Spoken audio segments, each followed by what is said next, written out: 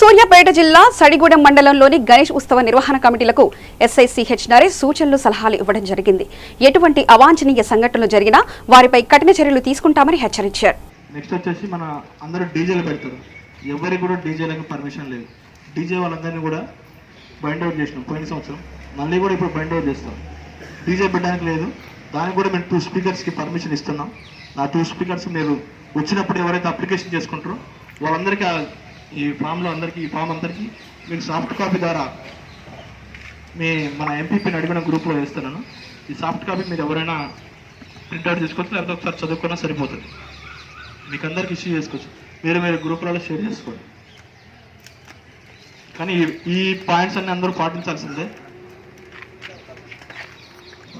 ఈ గణేష్ మండపాలలో రాజకీయ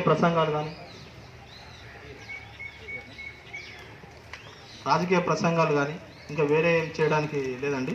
అందరూ కూడా మన ఎమ్మెల్యే గారు చెప్పింది కూడా, మన హరీష్ రావు సార్ చెప్పింది కూడా, అందరూ మట్టి విగ్రహాలకు ప్రిఫరెన్స్ ఇవ్వండి.